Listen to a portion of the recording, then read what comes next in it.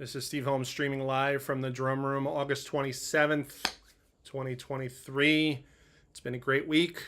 We're moving the stream to Sunday for a little bit. For those of you that haven't been here before, we play drums, we talk about drums. Most of the discussion is driven by the chat, so whatever platform you're watching on, go ahead and post those comments, post those questions. And chances are we will discuss what you want to discuss, because that's what it's all about here on the internet, right? We're going to try something new today, starting off this drumless track that I found on YouTube that's pretty cool. On this guy's channel, Drumless Practice Loops is the name of the channel, by this guy named Sean Lang.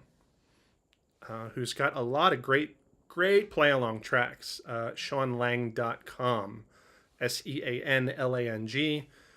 And he's got this YouTube channel called Drumless Practice Loops. And I'm always looking for, fun stuff to play along with. And I listened to this track this morning, and I was like, yeah, this could be fun. But it's super interesting. Like, there's just no substitute for like playing the drums along with a thing, like the feeling that you get, the feeling that the music invokes, and how that drives like what you play. There's just no way to know until you sit down. And I played along with it a little bit just to kind of get sounds and stuff, and was just kind of like in this place. There's just there's going to be a lot of bashing. My hands are going to give out pretty quick, maybe. We'll see. But it's just like, these 2 or 3 sections just kind of looped over and over, and with this kind of catchy bass line. And the challenge for me, obviously, is to stay in time, because normally I have the click on a separate track that I can control, and I usually don't feed the click out to the stream. But since this is a YouTube video, you're gonna get the click, just like I am. But staying with the click and having it be the same volume as the track, it's like I gotta like rein myself in and like, okay, stay on the grid, stay with it, because the emotional aspect can, lead to one getting carried away. But we'll see. It'll be fun. How are we doing? Yes, the stream is going. Just checking, make sure the stream is running on all cylinders here. We've got a new camera that we're going to be switching to during the playing. Let's see if it works. Yes, front-facing camera. What's up? So that'll be fun. I'll have that switching back and forth while I'm playing. So you get to see my messy drum room, and I don't know, the lighting's all blown out and whatever. I can only spend so much time on the technical stuff. After a while, like, I just want to play. Like, that's the thing with the streaming. The more complicated it gets with the sound setup and the cameras and the lights, it's like, man, it's just time spent away from playing. So it'll be fun. We're gonna wait for some folks to kind of trickle in here before we start playing. It's been a great week, and so I'm actually looking forward to doing some drumming. What else is going on? I kind of have an itch for a Ron Dunnett snare drum. I was shopping around for one of those. He sells them on Amazon, but I'm not gonna get like some high-end snare drum like sight unseen. And my closest dealer is the Hollywood Drum Shop. So I thought about taking a ride down there and checking those out. I thought that might be fun. I had a Dunnett snare drum for a long time. Yeah, return it. $900 raised. Yeah, sorry. Checking the stream on Twitch. I had a Dunnett snare before, but it was a friend of mine's, and he had loaned it to me long term, and he got some custom stuff done to it. I see we got some folks tuning in from Germany here on YouTube. Ben from Germany, what's up, Ben? Let's see, Thablik wants some linear grooves. Yeah, we'll see. Just reading the comments here off YouTube. We're blasting to Facebook, Twitter, Twitch, and Kick. Blasting all over the place. We're using Restream. Restream.io allows you to blast your stream to all these different platforms. It's pretty cool, actually. Yeah, so I had a Dunnett snare drum loaned to me for a while, and I really, really enjoyed it. But my friend got these like wooden hoops put on the inside by Orange County Drums. My friend Sammy J. Watson, amazing drummer. And that kind of, made it special, because it was like one of a kind. but this was a long time ago. This was like early 2000s. And I held on to it for years. And he took it back because he moved away. So I was kind of thinking about getting one of my own. But I want to get those hoops put in. So it's going to be a thing. See, it's a thing. When something turns into a thing, that's when I get like, oh man. Let's see, Mattia from Italy. What's up? Hello from Italy. Thanks for tuning in and hanging out. Yeah. So yeah, I need to just kind of do it. Really, I mean, it'll be worth it. It'll be cool. You know, I'm kind of been itching to get another snare drum. I want to contact Yamaha too and maybe get like an aluminum or a steel. We'll see. Okay, so with that, I think maybe we should less talking, more drumming. What do you say? Again, my name is Steve Holmes, and this track that we're going to try, which may or may not work. Let's see, what is it called? It's called Floaties. Chill groove rock drumless track for drummers on YouTube. Drumless Practice Loops is the channel.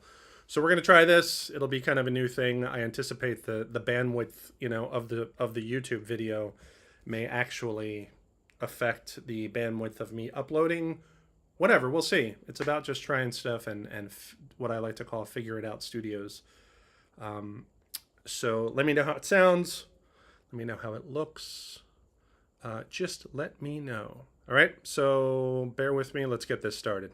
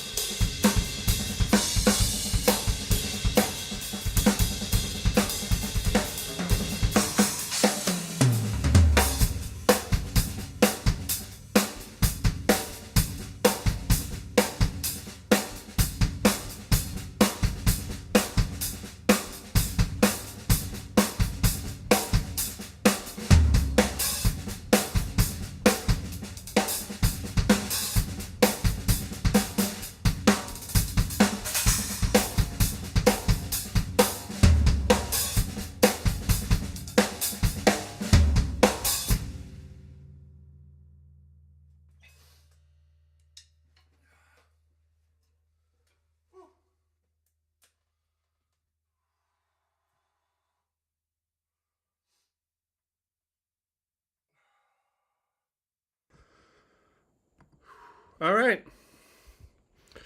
Well, things are a little bit unpredictable around here. Oh, man.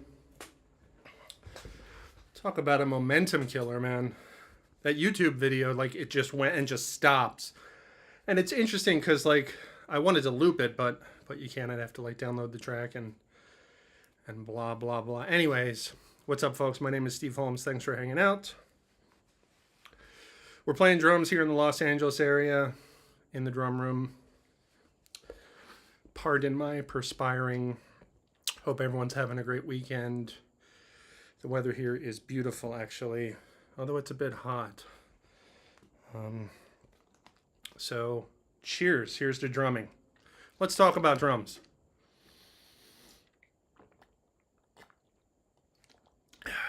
All right, let's see what people are saying.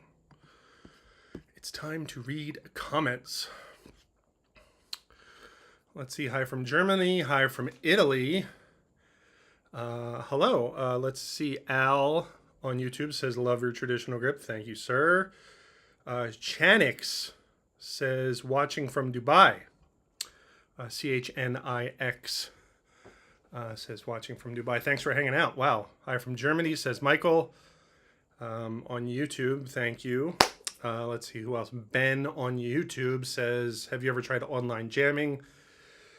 That's what I'm doing lots nowadays. The chance and joy to play with musicians, at least in Europe, I'm using Jamulus or Sonobus. I haven't tried playing live with anyone over the internet. Maybe someday.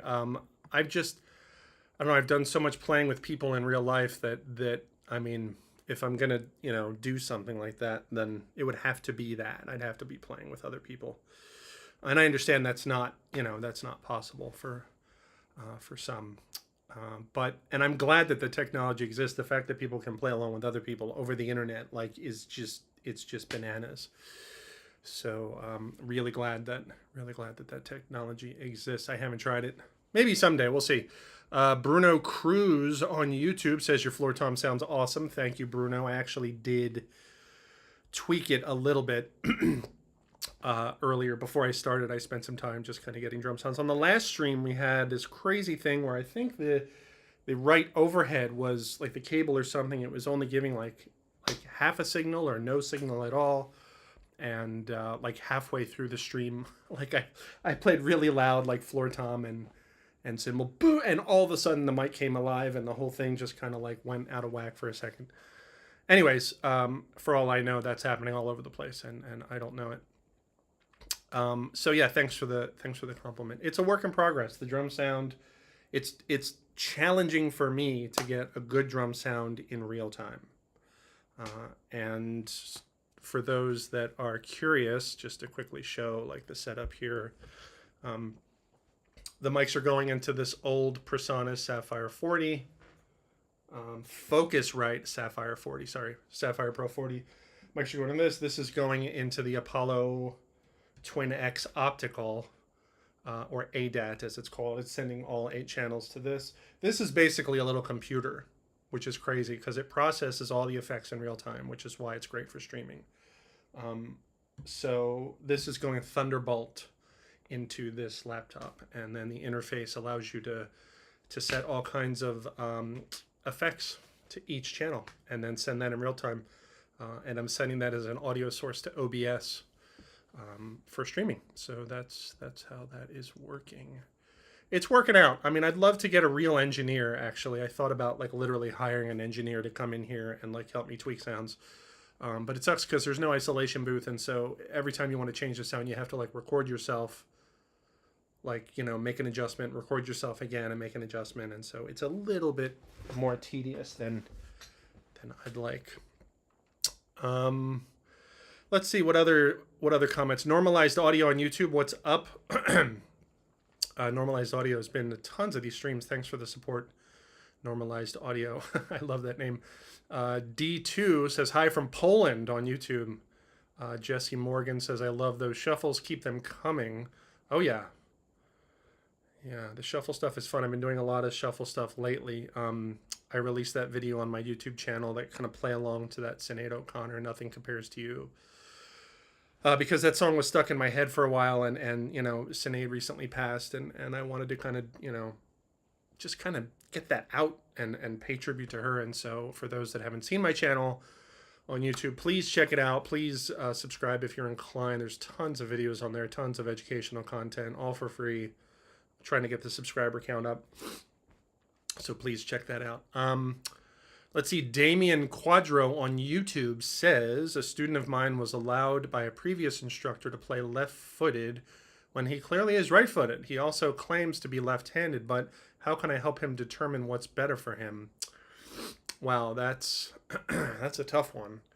Well, I mean, obviously I'm no authority on this kind of thing by any means, but if I had a student that came to me, I would ask, like, how far into it is he? Like, how long has he been playing? How long has he been playing a particular way? And is this particular way comfortable? Because even if he's like right-footed, left, like, it doesn't matter. Like, he's got a bass drum, he's got a hi-hat, he's got, you know, I assume, you know, the standard kit, just like maybe set up a little unorthodox. You know, you got the guys that play, you know, kind of left-handed on right-handed kits, you know, or ambidextrous. You know, you got your Simon Phillips, and those of us from Generation X or older remember the Arsenio Hall show, Chuck Morris. I always noticed that he was one of those guys. He was a great drummer, is a great drummer. So is he comfortable with his current setup?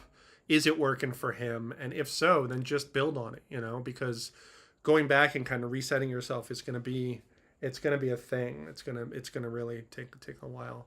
So if what the student is doing is working and they're able to, you know, get the drumming going and start to make music, then I say go with it. But if it's getting in the way, then yeah, you got to kind of like hit the reboot button and kind of just forget everything you know, start from scratch. And if that's the case, then I would set up just like bass drum, snare drum, and hi-hat, and that's it.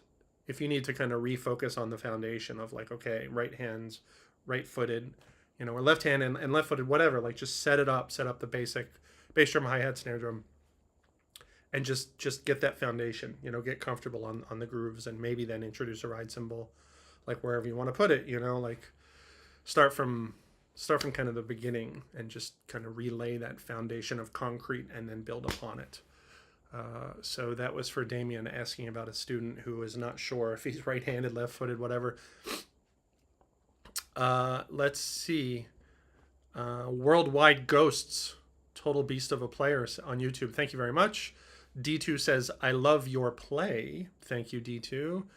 Let's see. Arrow Drummer on YouTube says, hi Steve, amazing playing as always. That snare pops nicely. You've even got that Vinny thing where he adjusts his glasses while playing some ridiculous groove at the same time. You know, that is kind of a Vinny thing, and I'm certainly not doing it because of that. I just started wearing glasses maybe 2 years ago, and I'm sure any drummer that wears glasses will tell you that it's just kind of a natural thing, you know, when you kind of feel them sliding down because you're getting sweaty, and just, you know, you just kind of put them back into place. But yeah, I can think of several really, you know, fun videos of Vinny where he adjusts his glasses while playing, you know.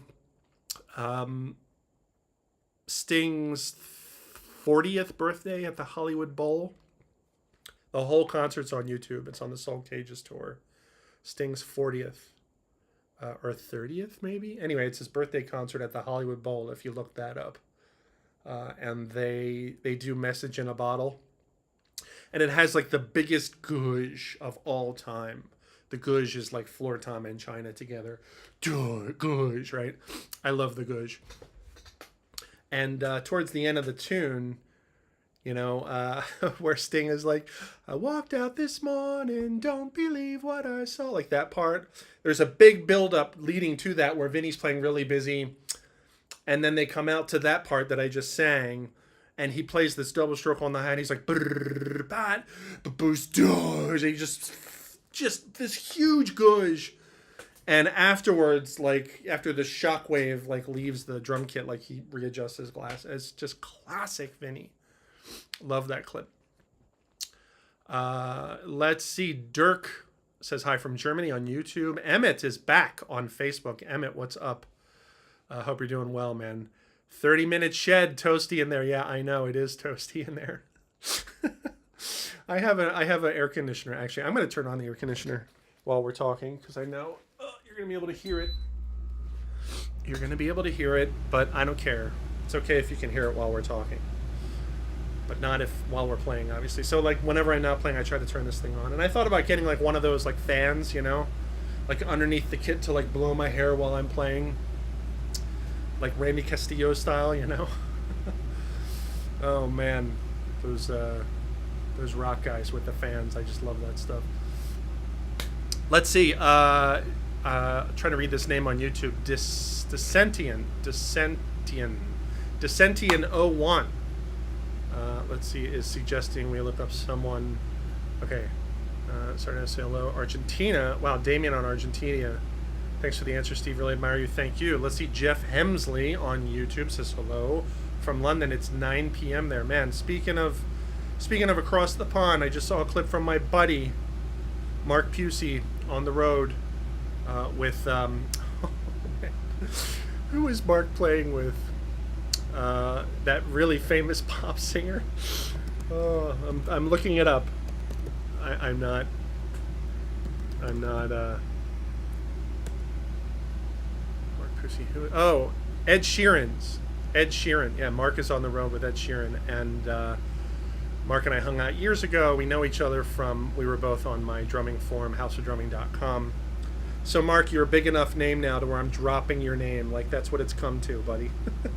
Anyway, I've hung out with Mark a couple of times. Super nice guy, great drummer. He's out with Ed Sheeran, touring stadiums, and he posted this clip today of him playing with Ed, and John Mayer came on and played along.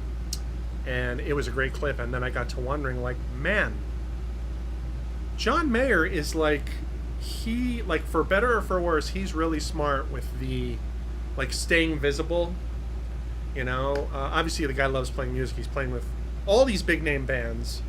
Any big name band that's touring, John Mayer will just show up and just play with them. And he's been doing it for years with bands like you would not believe. Like, he's doing the Grateful Dead, like you know, Ed Sheeran, like all these bands, Foo Fighters.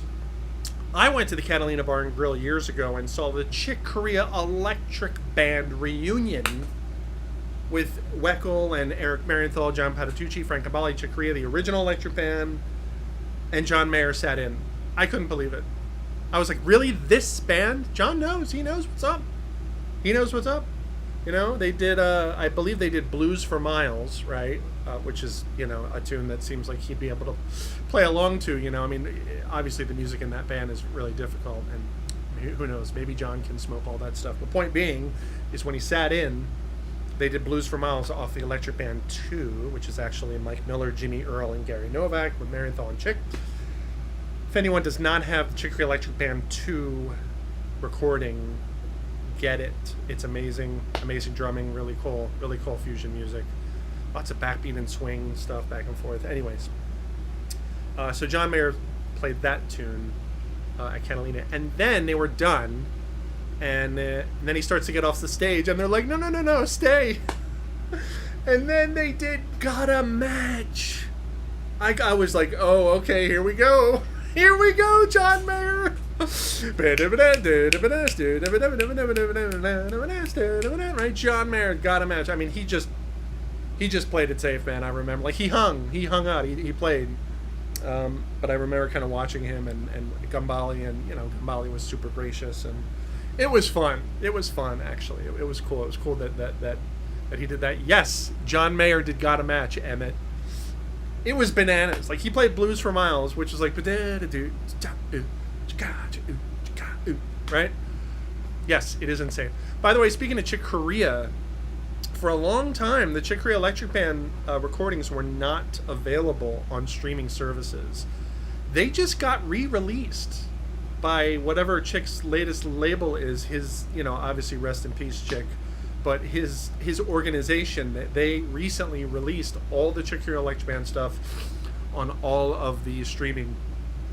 I was checking it out on Amazon Music, just going back to like Electric Band Inside Out, Eye of the Beholder, all those records that just blew me away when I was in high school. So yeah, and there's actually they're releasing a new live recording of the Electric Band soon. They released one track from Beneath the Mask called Charged Particles, which features Frank Gambale. I remember on the Electric Band Beneath the Mask tour, my friend Tony and I, we lived in South Jersey. We were kids in South Jersey. Believe it or not, like in high school, we were just obsessed with the Corea Elektric Band. We were such hardcore fans. He was a big Gambale head. I was a big Weckl head. And we took the bus from Atlantic City to New York and saw Chick Corea at the Bottom Line, because that was the only place he was playing on the East Coast that was close for the Beneath the Mask tour. And that was a great show. We'd seen them on the previous tour, the Inside Out tour, in Reading, Pennsylvania, at some Reading, Pennsylvania town festival. It was bananas. They played in a tent. It was this huge tent, and that was my first time seeing Weck. This was like whenever Inside Out came out. When did that recording come out? Let's see. Chick Corea Inside Out release date. 1990. Yeah, 1990. Yeah, so we saw him on that tour. We drove to Reading, and I actually met Dave. We managed to get backstage, which was a tent, basically, so it wasn't that hard. But we were young and resourceful and determined, and we kind of snuck back there, and they had like this circle of trailers, and yeah, we met the whole Electric Band. We were so thrilled, everyone except for Chick. I remember Dave was actually putting tape on his fingers, and I chatted with him, and we chatted with Marienthal and Gambale. I was a senior in high school. Like, this is what we're talking about. Super fun, and I remember they were doing a second show, and they made sure that we were allowed in for the second show because we were so like enthusiastic about their music and stuff. So that was super cool. Very fond memories. I'm pretty lucky. Yeah, Circle the Wagon says normalized audio. Yeah, I'm pretty lucky that I got into that stuff at such a young age, and the reason that is because I think it's beneficial, like to kind of know the range of musicianship that like exists. For the kind of drumming that I was into, I wanted to know it all. What is everyone doing? What's the hardest stuff? What's the easiest stuff? Like, what's the simplest stuff? What's the most complex? Like, I wanted to know the range. Because I was young, I was into like the hardest stuff. Like, oh, what's the hard? I was like into Rush and progressive rock, and then got into like the Chick Corea Elektric Band, and that led to like jazz and bebop and Tony, and I started dipping my foot into that stuff before I moved to LA in '93. And it gave me I benefited a lot from kind of being hip to that stuff before I got to LA, and I went to Musicians Institute, because some of the students there, they were not hip to like the top, and they were like, when you get there, you're going to school, it's like, it's not a good time to get a wake-up call. Like, you want to know before you go in, like, okay, here's the range, like, and here's where I fit, and here's where I'm trying to go. You don't want any surprises when you get to music school. Anyways, tell us another story, Grandpa Steve. Anyways, let's see how this stream is doing elsewhere.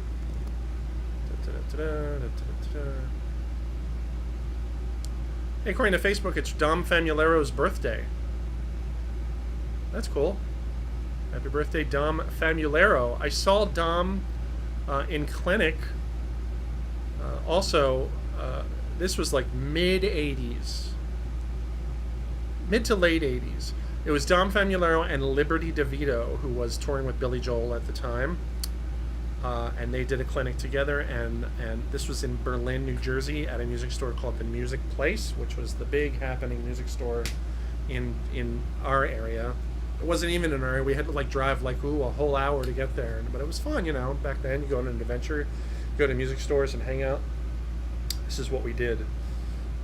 Anyways, Dom Famularo, amazing drummer, has done so much for the drumming community, continues to do a lot for the drumming community. I understand Dom was ill for a while, was battling some cancer. I believe that's public knowledge. And I believe he's kind of turned the corner from everything I've read, and and he's doing great, and it's his birthday. And man, Dom, happy birthday! Thank you for the inspiration. Thank you for the positive um, outreach that you're constantly giving to the drumming community, man. It's just amazing, as well as being a badass drummer. Let's see, is my stream going? Whoa! Yes, we're talking on the stream. Yeah, okay. The stream is working. Wow, that air conditioner is kind of loud, huh? I think I'm going to turn it off. See, I'm willing to suffer for you folks. Anyway, that track we played at the beginning was pretty fun. Let's see, Emra Kotan on Facebook says, I really enjoy your drumming. Thanks for your inspiration and musicianship, Emra Kotan. Thank you very much, Emra. Really appreciate it. Thanks for hanging out on the stream. Let's see, Dissident 101 on YouTube says, Steve, please check out 3 o'clock on Kevin Paradis' short, intense hand workout. Please tell us if you have ever seen paradiddles at that speed. Utilizes the push-pull. I'm sure that's super, super fast. But, I mean, I try to, I tend to stay away from, events or videos that are just speed for the sake of speed. And, because I know that one can get caught up in that. And that's kind of a departure from the place that I want to be. Because I know I can get caught up in that too, but you start to get, your priorities kind of in an order that I don't want to get caught up in. But I will check out the video, and if it's cool, maybe we'll talk about it next time. Let's see, oh man, this name I can't pronounce. It's Russian and has a backwards K. So there goes that. Do you play Brazilian grooves on YouTube? I don't. I mean, I can play a basic bossa, a basic samba, but my samba is not good, and my bossa is just okay. But yeah, I remember, on gigs like doing, sambas like with brushes and having fun with that, and I've been meaning to kind of get out the brushes and get the dust off and kind of re-examine the brush stuff and practice. I was watching a Jojo Mayer clip today, and and it's funny because it was an amazing clip. It was like 10 years old, and I was like, oh, Jojo was so good. Anyway, Jojo is like one of my favorite brush players for groove stuff, as opposed to like straight ahead jazz stuff. But to answer the question, no, I'm not very good with, Brazilian grooves. Certainly just enough to kind of get by and check the box on the gig. But I will check that out. How often do you practice technique? Says this Descendant 01. How often do I practice technique? These days I don't practice technique in an attempt to improve my technique necessarily. I'll practice stuff just to kind of, for maintenance purposes, to kind of keep the rust off and make sure that all my muscles and gears are working, in a way that's not debilitating, that they're kind of obeying and, okay, let me try to do this. Is it working? Yes. Let me try to do this. Can I do it? Yes. I actually got the sticks and the pad out last night for the first time in a while, and was working on stuff, and man, it did not. I'm 51, folks. Okay. So yeah, just kind of maintaining and keeping things working is a thing. So whatever, these days, like maybe once or twice a week, maybe. I've got a full-time job, and I live here with my wife, and I drum when I can, which is to say, like, weekends. Like, I've gone through a lot to make sure that I can drum whenever I want. It's kind of the finish line for LA drummers, if you will, because it's difficult to play where you live, and I've managed to get that happening. So definitely not taking that for granted and playing as much as I can. But it's funny because yesterday I went to get my car serviced, and I was sitting in the waiting room for a while. And while I was there, I was practicing this flam thing, which is just it's like the opposite of Swiss flams. It's like flam left right, flam left right. It's like a right-handed flam left right. And the reason why I was doing that is because the motion is kind of awkward, because I wanted to do like flam, left, you know blatchta blatchta blatchta is the phrase. Which we can all do right-handed, plenty.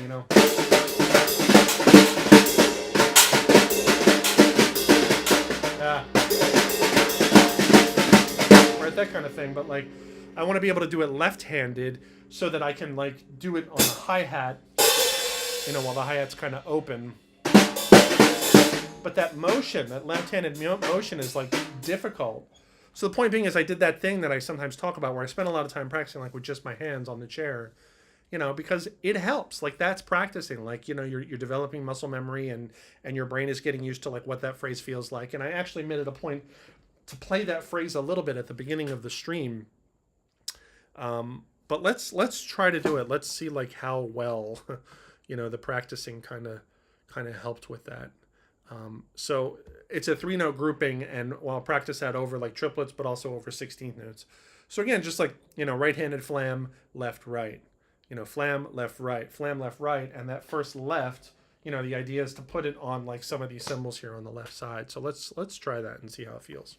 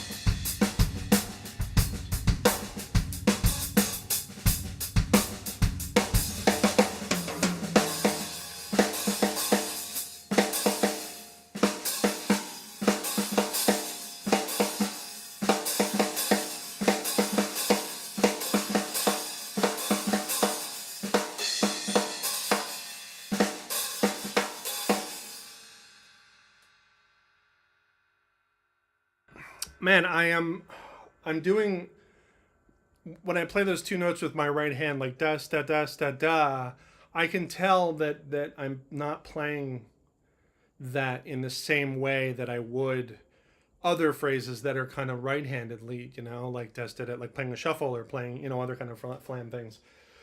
Where I could just kind of turn on this 2-note thing like kind of easily. I'm not applying that to this phrase. This phrase feels awkward still, and I'm trying to get over the hump to where I can like have my right hand do the thing it normally does, which is just, this dash da dash da, whatever. But like do that to this phrase, It just feels awkward still, and I'm still like working out the kinks.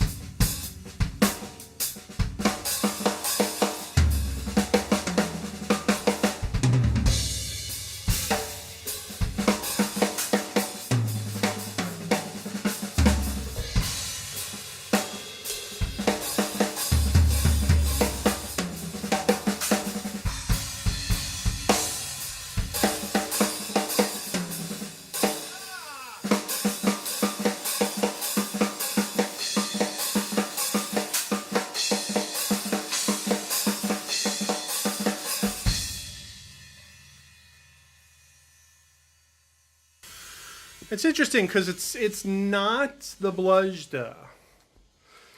You know, I mean, it's very similar. You know, it's very similar, but the sticking is different enough to where like it just feels awkward, and I'm still trying to get over that hump.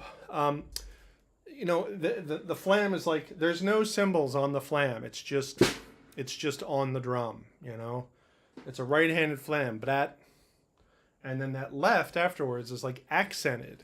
You know, blat da blat da. That's the tricky part. You know, which is the bones of that phrase are totally different from the bludgeon. I caught myself doing the bludgeon. That's why I stopped. I was like, because that's not what it is. You know, it's not.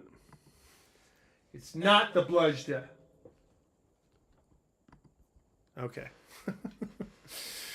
Anyways, I mean, sometimes I wonder, like, folks are like, oh, Steve, on your street, you're only going to play things that you're good. Like, I'm not good at that. That's me practicing it. And it does feel a little better. It does feel a little like more, like the practicing on the chair at the car dealership yesterday, like it helped. And I made a point to like put that left on a different, I was like, literally I'm sitting there, and I'm like, like I'm putting my left like way out for that accent.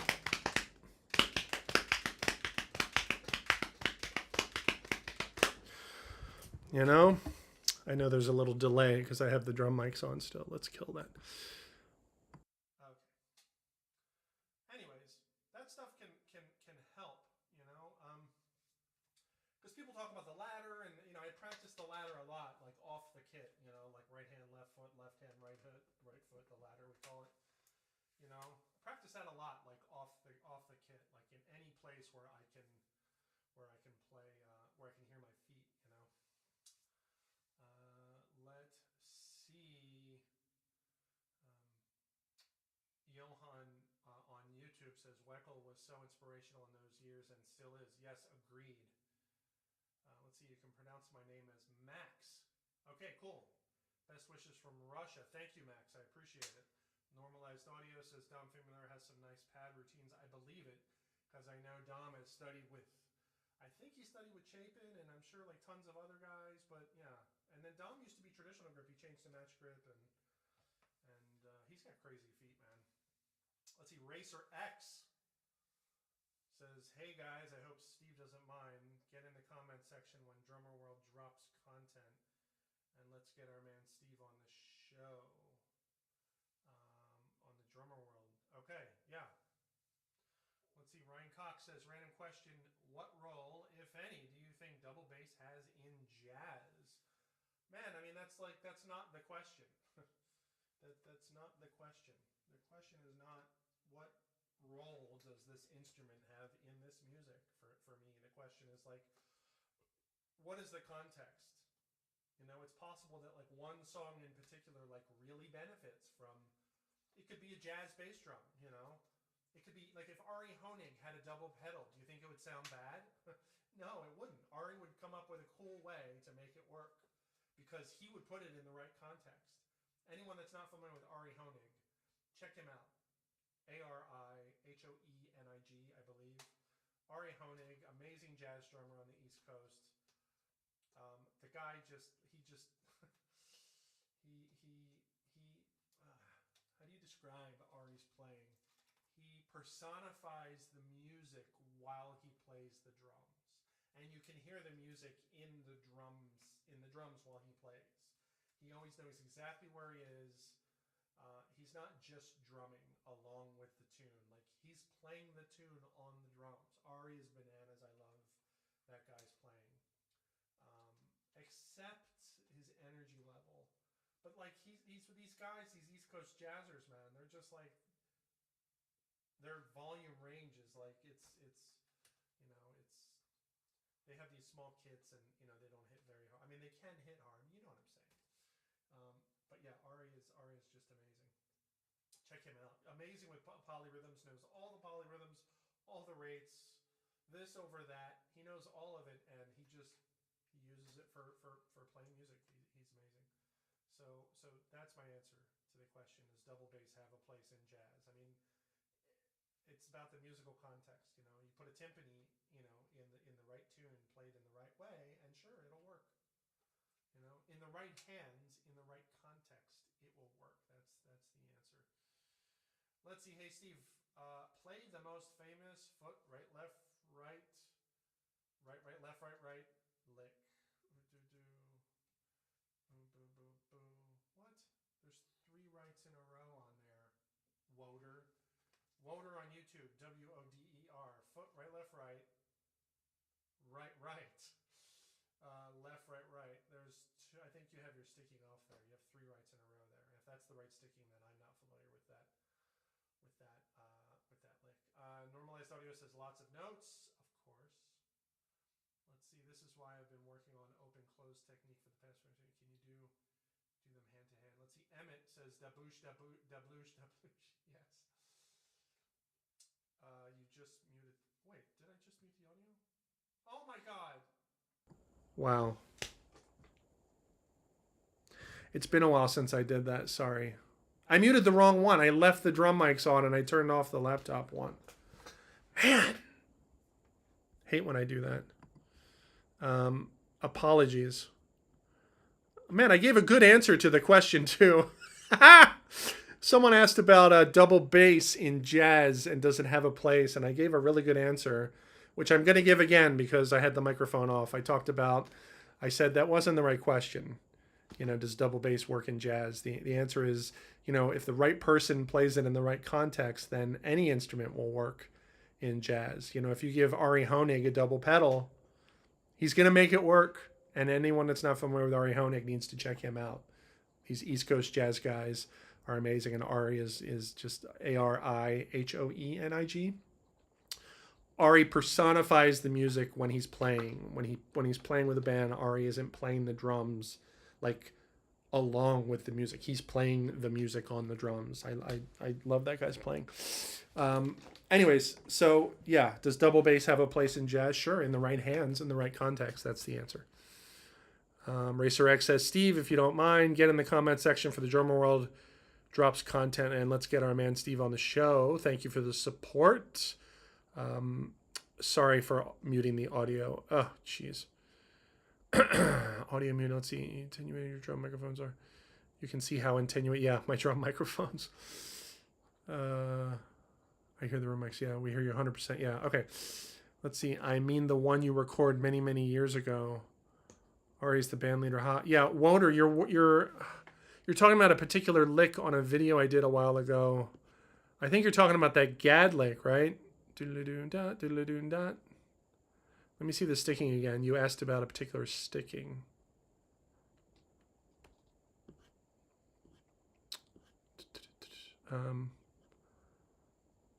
Let's see. We're trying to find the sticking from a previous comment. That's what's happening right now. Okay, here we go. How many notes is that? 4. Yeah, that's not the right sticking, but are you talking about, you know, okay.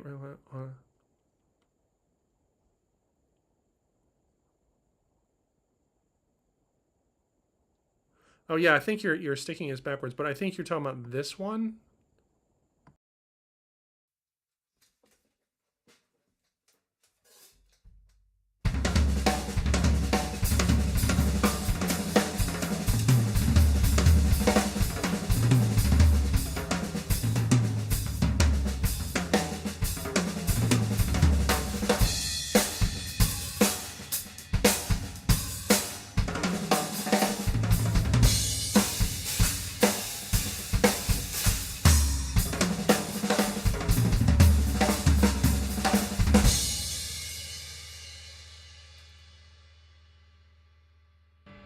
Is that the one?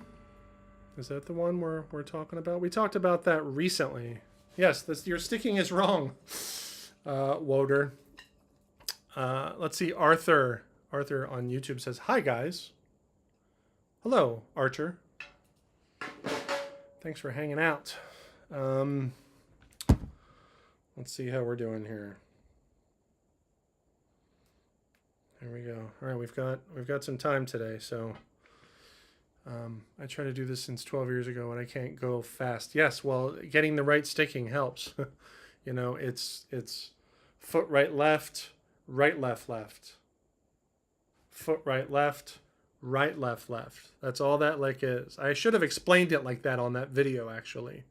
I'll do it one more time slow for you, okay?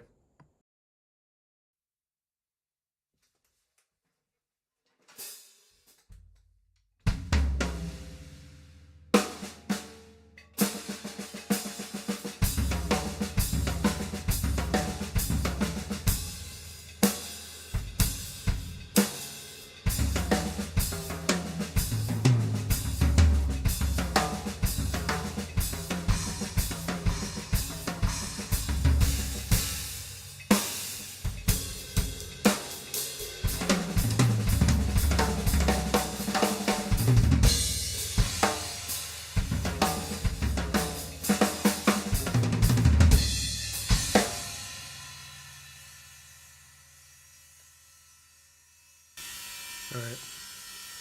I'm not going to mute the incorrect microphone this time. So that's what that lick is. We've talked about it several times on here. It's a great lick. Voter says I'm Italian. Sorry, no, it's all good. I have. Oh yes, Emmett was. I have a 5-minute vid. Oh man, Emmett was here and took a lesson here in Los Angeles. We got to hang out. We did a lesson. It was super fun. And Emmett was asking about that lick, and so like he brought his own iPhone, and Emmett has a personalized off iPhone video of that lick. It's a great lick. I don't take credit for it. It's a Steve Gadd thing, you know. Gadd pioneered different orchestrations and ways to play triplets on the drum set. Like in the 70s, like I mean, he wasn't the only guy doing it, but he was certainly the guy that was like in the spotlight, you know. I remember seeing a concert of like Led Zeppelin and on Moby Dick, and it was not the Song Remains the Same. It was this other one, and Moby Dick was on there, and Bonham is like, he's playing some of those stickings. He's playing some of that stuff, man. He's playing some like Weckl stuff, like Gadd stuff in terms of like triplets and like that Gaddish kind of sticking, mixing like foot right left with like right left left, like that kind of stuff, mixing and matching and that stuff. He's rubbing sticks together on that stuff. It's pretty crazy, actually. I love that stuff.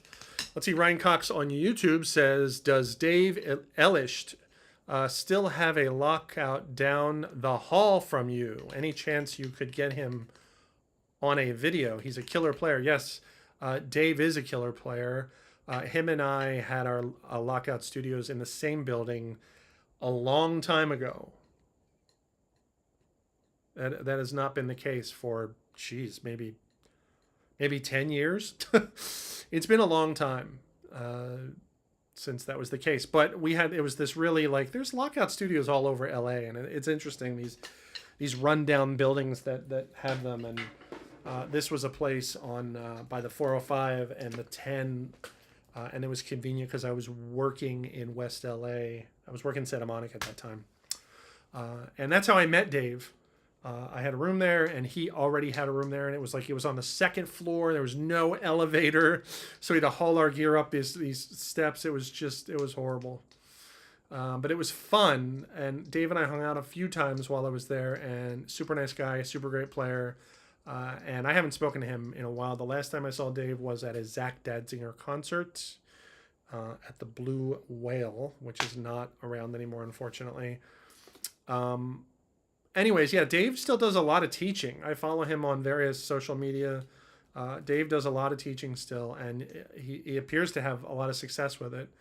And so that's good for him. But I haven't seen him for a long time.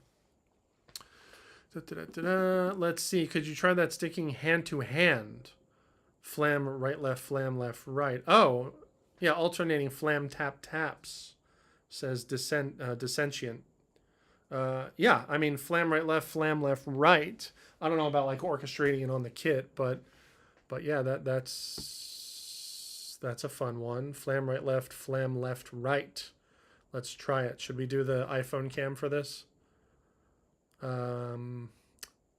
Sure. Let's try it. Here we go.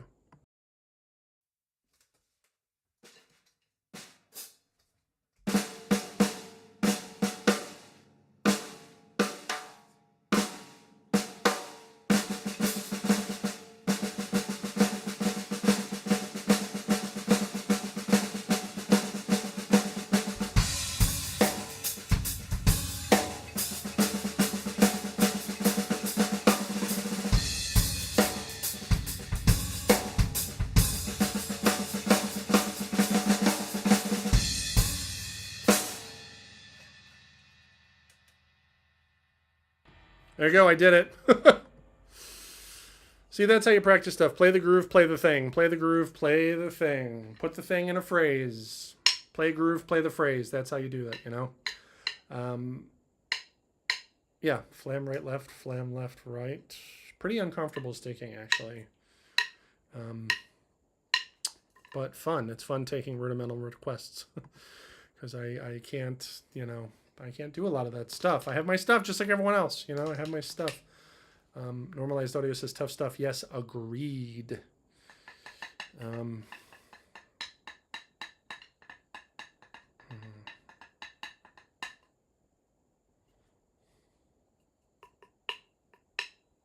Wondering if we should put on the click or put on another track. I play the same tracks over and over on here. I mean, the track that we did today was new and that was fun. I was going to play that track from Altered, that August 32nd. Maybe we'll do that next stream. Do you play heel down? No, I don't play heel down. I don't know if you can see my feet on here. Can you see my feet? I'll show you my bass drum technique really quick. It's not very good.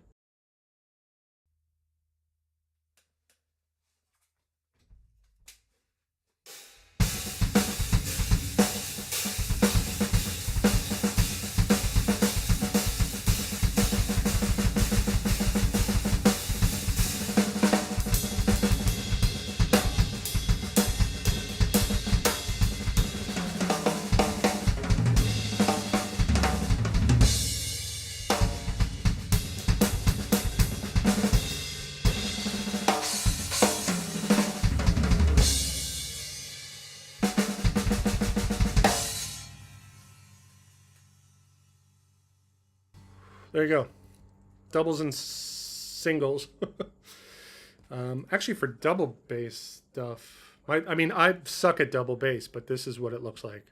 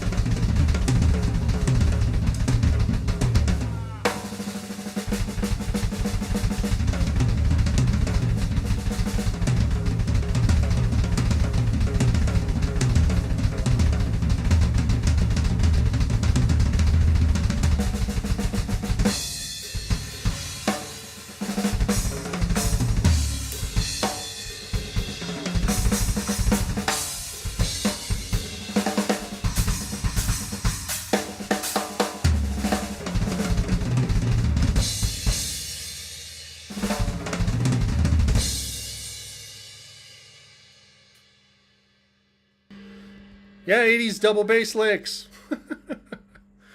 4 + 2 = 6. I always wanted to go to like a rock concert and just hold up a big sign that's just like 4 + 2 = 6. Because that's such a common lick, you know, 4 and 2. Oh man, it's funny. I was doing the ladder and like doing the 3 strokes, you know, separation, and I looked over to the computer and totally screwed up. Anyways, it's fun. You know, I'm from like the Steve Smith school of double bass. You know, who else comes to mind when it comes to double bass? I mean, like guys that I follow now that are touring stadiums, like Ray Luzier with Korn, Glenn Sobel with Alice Cooper. These guys, they just have this stuff mastered. You know, Glenn actually, for those not hip to Glenn Sobel, he's a great, amazing drummer. He does this thing that I've always wanted to try to cop, where he he does like this vacuum effect with a crash cymbal. He'll hit it like once and then again louder, and then he'll grab it, that kind of thing. Check out Glenn Sobel. Let's see if we can do that. Let's see if we can do the Glenn Sobel lick.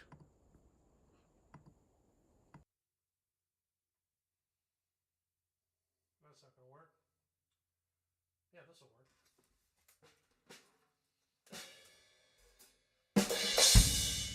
I can't reach it.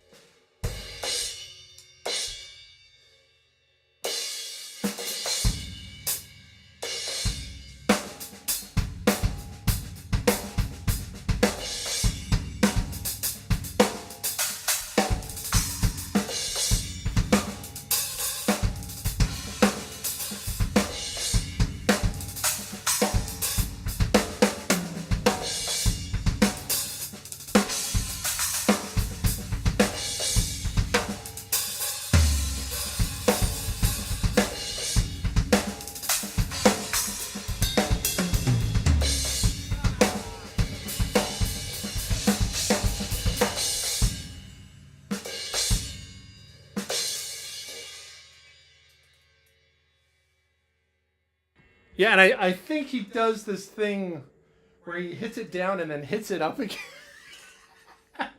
I don't know. I can't hit it up and then grab it.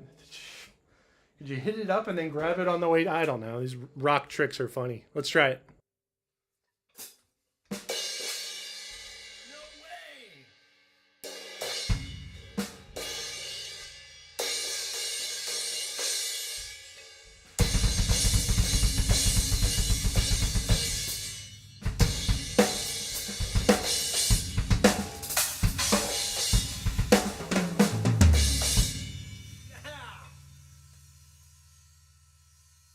Yeah, man. Glenn Sobel licks.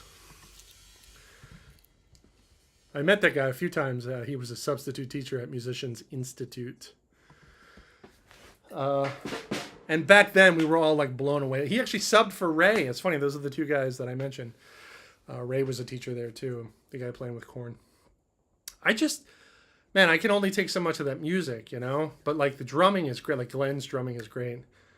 But then I want to check out a clip of Ray. And I'm like, oh, let's see some Ray playing like to stadiums, yeah. And then the music starts, and I'm like, okay, that's enough.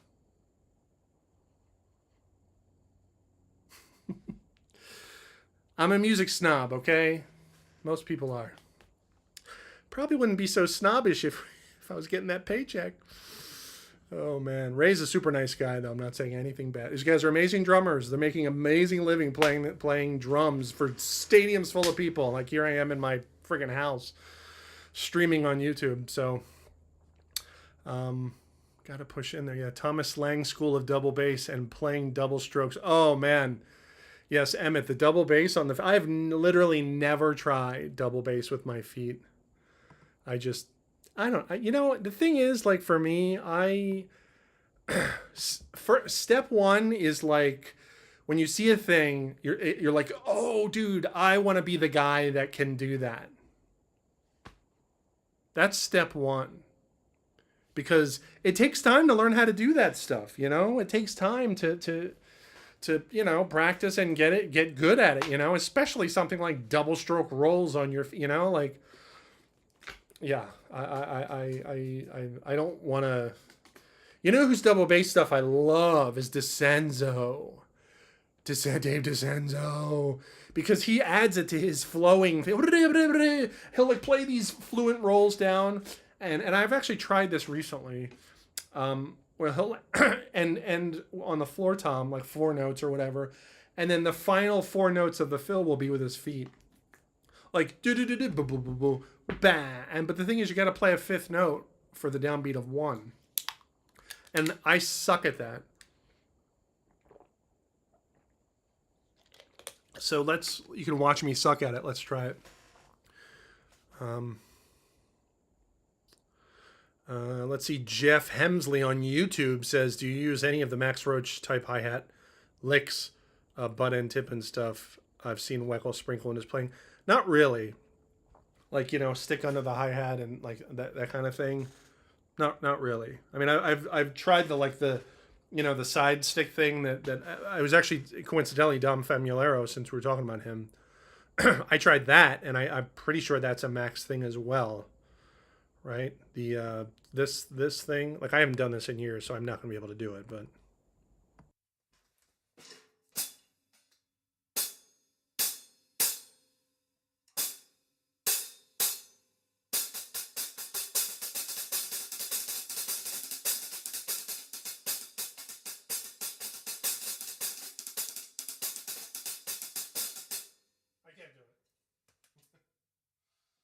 I've seen that, and I mean, I always thought that, like, guys that can do that really, like Dom, like that just looks amazing. That stuff is super cool.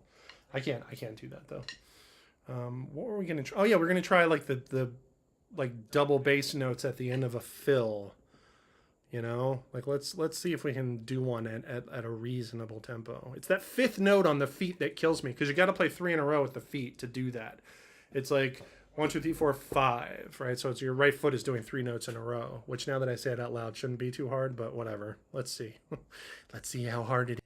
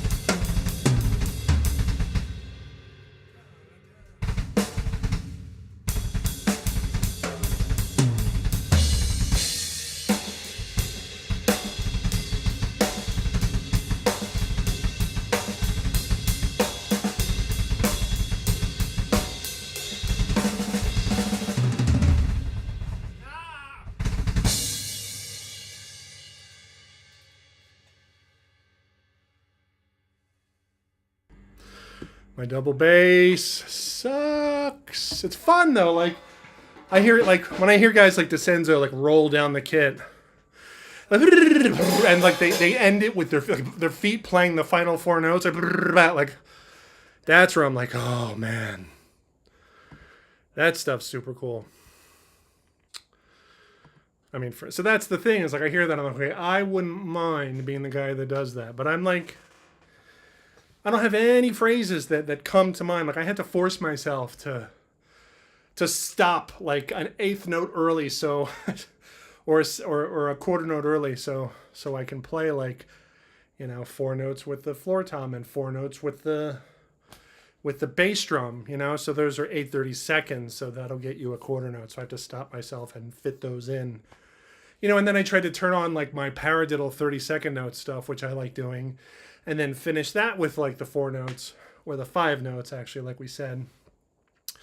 And then, if I were to work on that, like that's what I would do. I would just come up with a groove that just plays that difficult part like over and over, because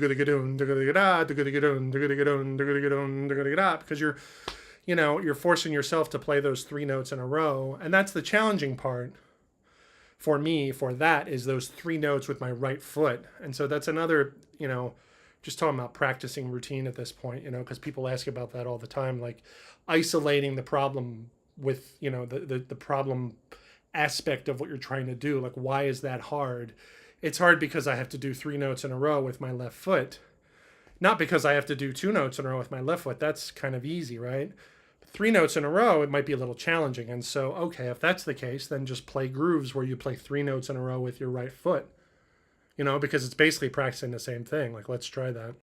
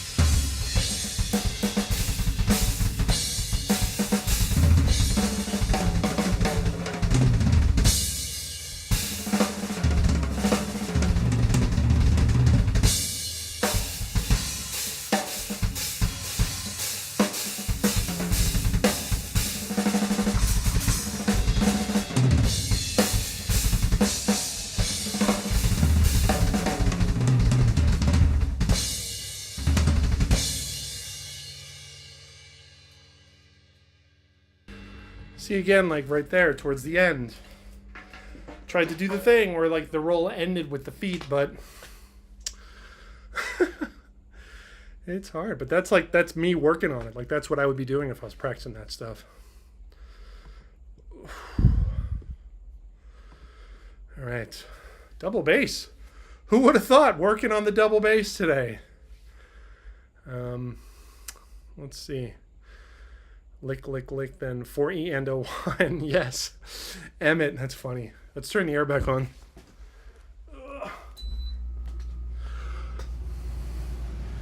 Don't need a second low tom, that's true. I thought about it. You want to know why I don't have a second floor tom? Is because when I was gigging all the time, I didn't want like another big thing in the car. Like bass drum, bass drum, floor tom, hardware case, that's it. That's my big things. And it wouldn't have been worth it for how infrequently I would have hit it. It would be neat though. Maybe an 18 or something. That would be awesome. Okay. What else are folks saying? Let's see. Jay Faceless on YouTube says, "Hi Steve. What would be the best approach for 16th notes, wrists or fingers. Excuse me. Talking about 16 notes with one hand, that would be wrist for sure. I mean, fingers will help, but wrist is driving that stuff for me. That's all like molar, man. Molar technique for 16 notes.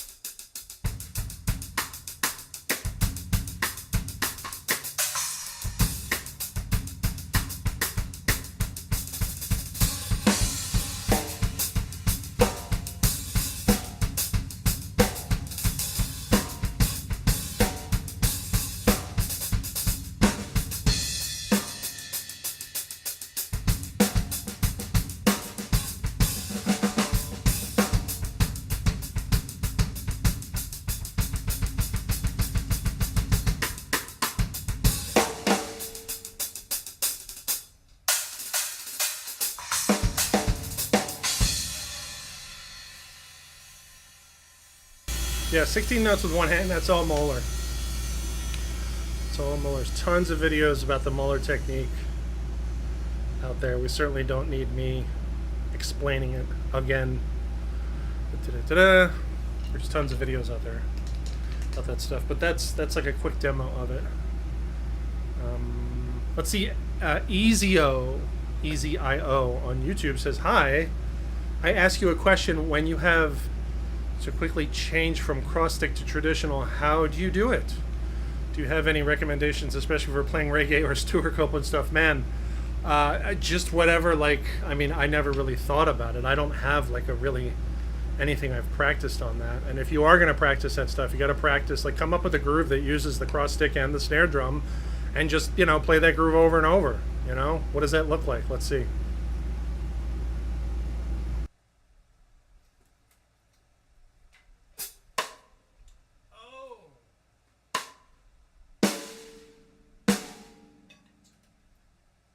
Yeah, you know, chances are for the first backbeat, I'm probably going to do match grip because it's just too easy to do that.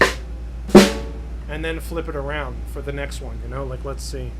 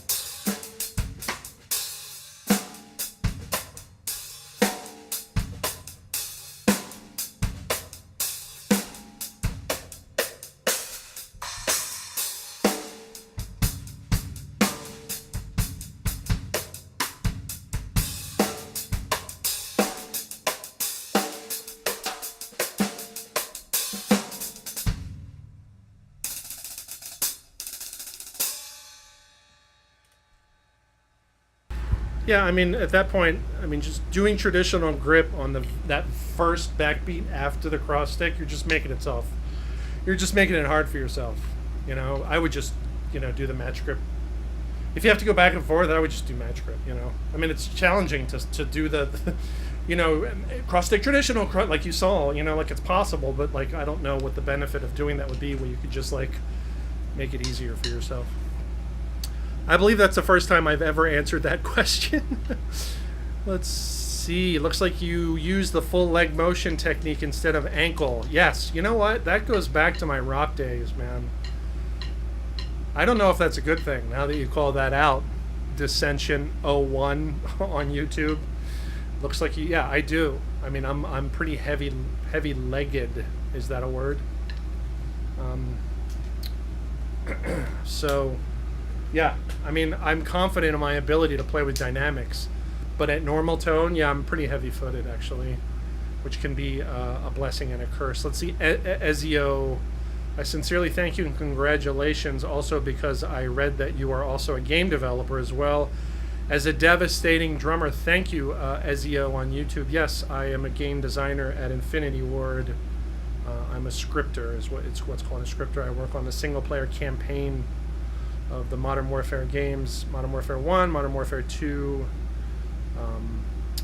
I worked on, the original Modern Warfare 3, Call of Duty Ghosts, Call of Duty Infinite Warfare, Modern Warfare 2, and actually Black Ops 1. I was a scripter on that as well at Treyarch. Yeah, I'm a professional game designer. That's my full-time job.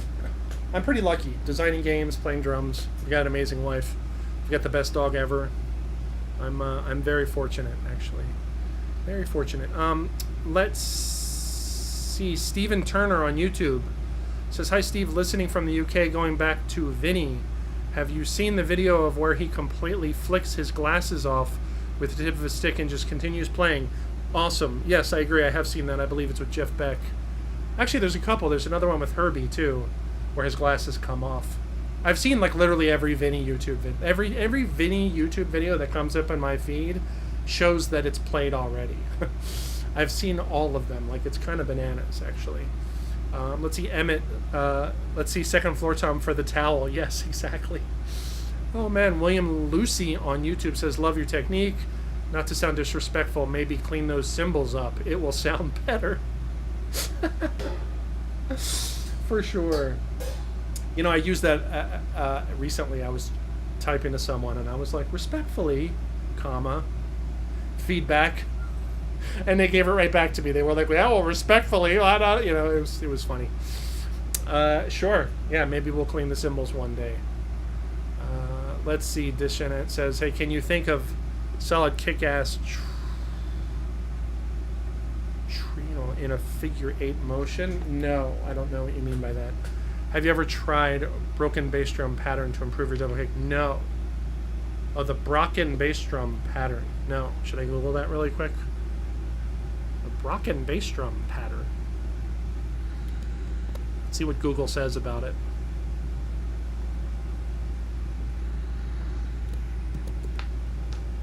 Oh, here you go. Oh, broken. Of course. It's spelled like CK in the chat, so I thought it was some guy named Brocken. Let's see, Fred Brocken in New Zealand has an amazing bass drum technique, when really it's the broken bass drum bomb blast beat. Oh man, oh, Sean Lang. Actually, let's watch this because Sean is the guy who did the track that I played along with at the beginning of the stream. What a coincidence that is. Anyway, to plug him again, SeanLang.com, SeanLang, SeanLang.com. He's got a bunch of stuff on there. And I mentioned Sean because the track I played at the beginning of the stream is from his channel. It's called Drumless Practice Loops. There's tons of cool tracks on there, all done by him. Including a genre called Djent, D-J-E-N-T, which I literally had to Google what it was. And it's like this like metal genre that that is like played in particular like upper register notes, and the name refers to how it sounds. Djent, I guess. Like that's what the definition said. It's a onomatopoeia, it's called, which means that the name mimics the sound, right? That's what it's called, Djent. And so I'd never heard that before. Anyways, Sean Lang has a broken double bass drum beats lesson. We'll check it out. Whoa, sorry. We'll check it out. It's like cranking in my headphones, but I don't have it going to the stream. Anyway, thanks for the cool channel, Sean. I hope I've plugged your stuff to a satisfactory level. Let's see, Mike Coates on YouTube says, I was told I had a lazy right hand. I tended to swing on the hi-hat. He said it wasn't a bad thing. In your early days, did you find yourself swinging the hi-hat? Is it a bad habit to get into? Man, I'm not sure what you mean by swinging. I mean, do you mean like the feel? Like if you're playing it like slightly swung?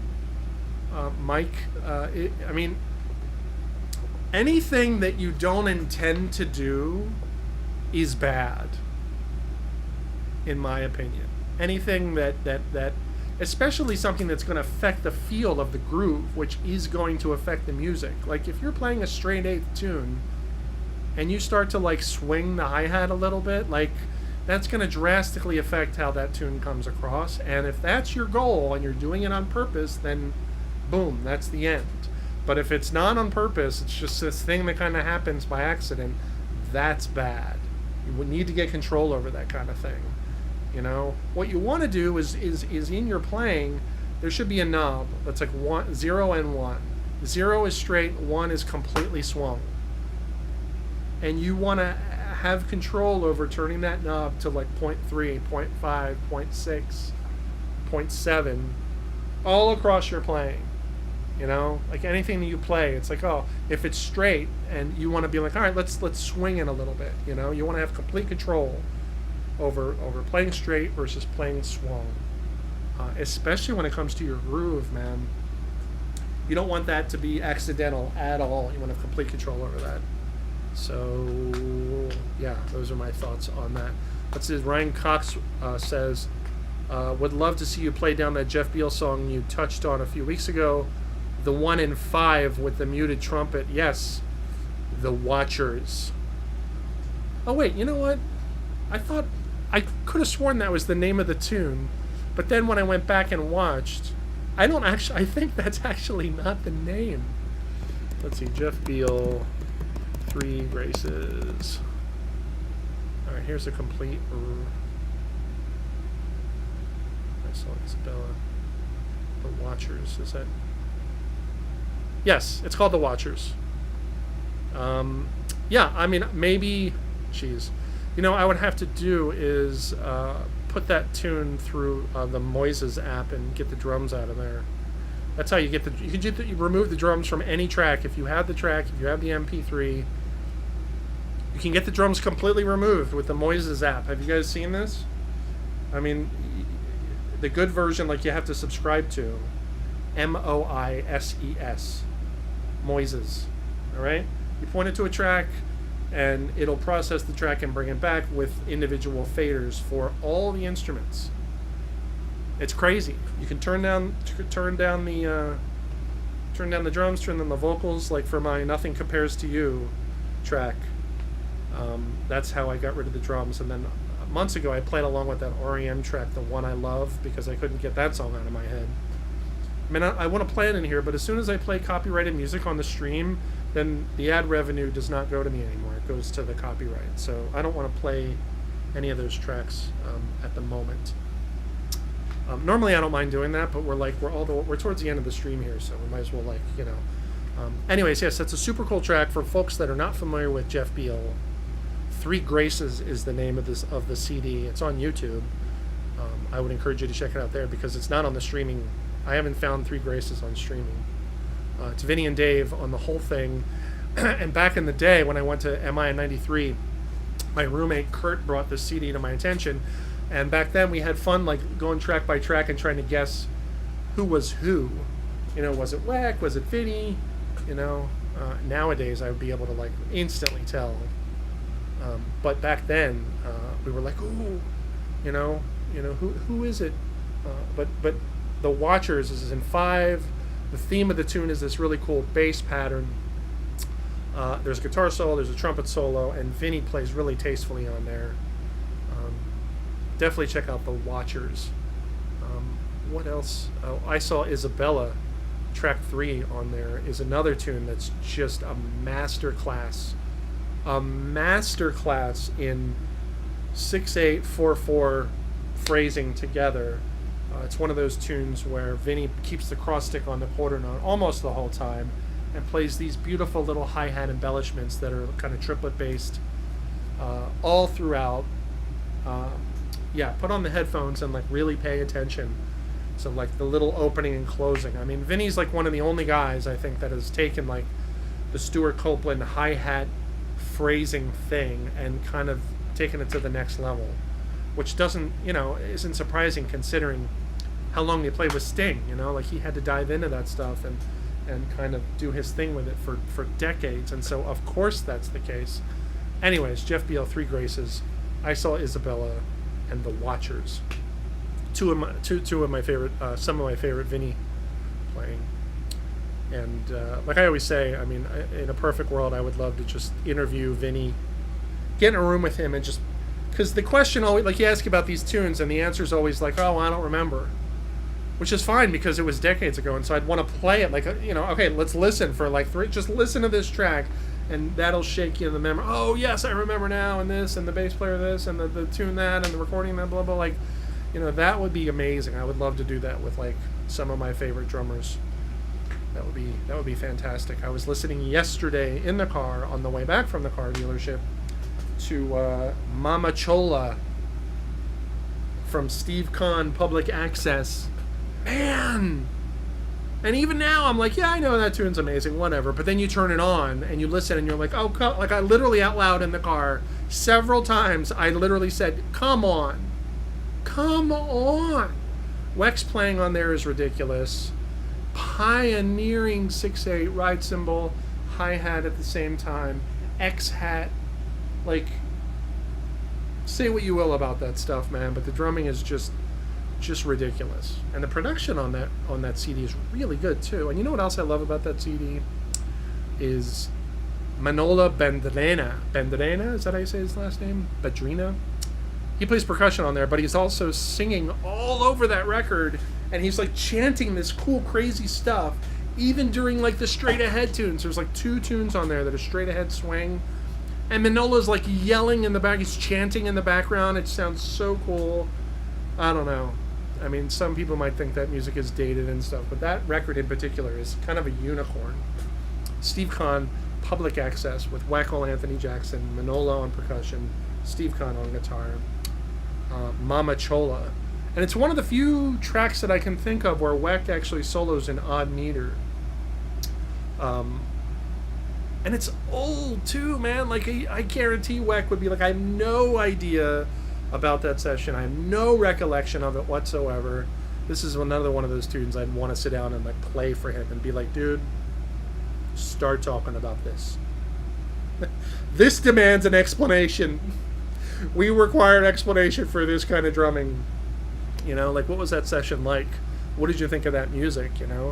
Anthony Jackson on there with just the mean, deep, low end, amazing. Get that record if you don't have it. Steve Kahn Public Access. The last track is called Mama Chola. It goes back and forth between 4/4 and 9/8, I believe. Yes, it's like do do do da da da da da 3 4 1 2 3 4 5 6 7 8 9 1. Crazy, and Weck blows over that towards the end. Anyways, get that recording, check it out, put on the headphones, put down your phone for 4 minutes and listen to this tune. Alright. Oh, Matthias is here, you guys. Matthias, where have you been? Alright, I've noticed. Your absence has been noticed, sir. I know you've been fixing up your studio, buying some new gear. We're all excited. I am excited for the new Matthias studio. Thanks for hanging out, Matthias. Stephen Turner says, sorry, mate. Let's see. Weck was 31 years on Public Access. He was 31 years old? Or that was 31 years ago? Either one wouldn't surprise me. Sorry. Let's see. Anthony Jackson isn't from this planet. I've seen Men in Black. I know. Yeah. Anthony Jackson's ridiculous. I'm so glad I had a chance to catch him with Oz Noy here in L.A. No, Mike Stern. Mike Stern, actually. Yeah. So glad I got to see him, too. All right, we've been blasting for a while, coming up on a minute and 40 seconds. Let's play a little bit more Just do a little improvising, you know, and then we're gonna call it. Okay. Yes. Check it out, Matthias. Come on, Matthias. You have these records, right? If you don't have public access, then you are not the Weckl fan I thought you were, sir. Anyway, let's do a little bit more playing, and then we're gonna call it. All right. Thanks for hanging out.